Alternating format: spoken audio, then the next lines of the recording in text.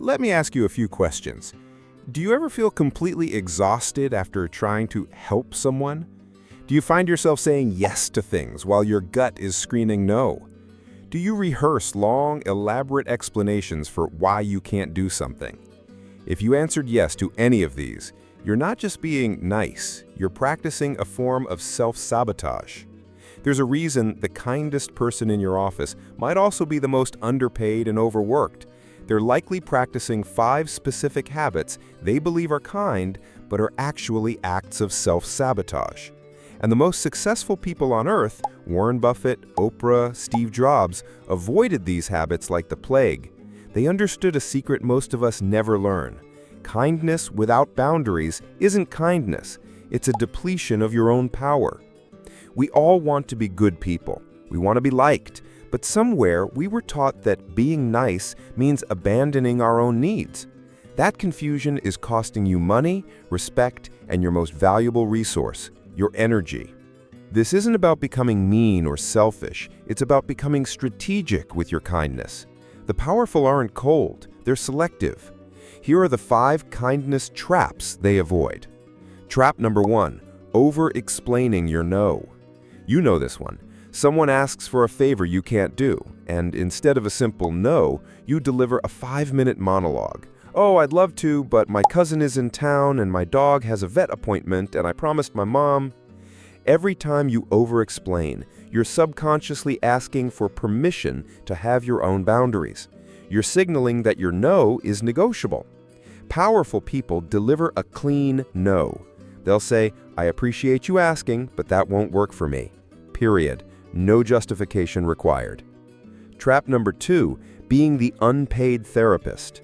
You're the person everyone calls to vent. They dump their problems on you, ignore your advice, and leave you feeling completely drained. There is a huge difference between being a supportive friend and being an emotional dumping ground. One is a reciprocal relationship, the other is a parasitic one. If you consistently feel exhausted after a conversation, you're not having a friendship, you're providing a free service. Trap number 3, the instant yes. Someone asks for something and the word yes flies out of your mouth before you've even had a chance to think. It's a reflex. Successful people have mastered the power of the pause. When asked for a commitment, they don't give an instant answer. They say, let me check my schedule and get back to you. That simple pause is a game changer. It gives you back control and allows you to respond intentionally instead of reacting automatically. Trap number 4, the sorry epidemic. Sorry to bother you, sorry for asking, sorry, just one more thing. Every unnecessary apology chips away at your authority. You are literally apologizing for taking up space, for having needs, for existing. The most respected people you know don't do this. They state their needs clearly and confidently because they believe they have a right to them. Trap number 5, one-way generosity. You constantly do favors for people who are mysteriously unavailable the moment you need something. They are masters of the emergency, always needing a hand, but when your crisis hits, crickets. Here's a hard truth. When you cut off the flow of one-way generosity, some of these friends will disappear. Let them. They weren't your friends, they were your users. Protecting your energy isn't selfish, it's essential. You can't pour from an empty cup. Here's your challenge this week. Practice the pause.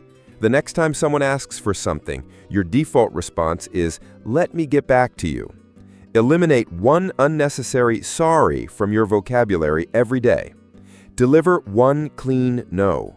Use the phrase, that's not going to work for me, without adding any explanation. Boundaries are not walls to keep people out. They are gates that you control, letting in the people and opportunities that respect you and keeping out the ones that drain you. If you want more psychological strategies of the ultra-successful, subscribe to Crown Code. We decode what separates the powerful from the people-pleasers. Hit that subscribe button, because true kindness includes being kind to yourself. See you next time.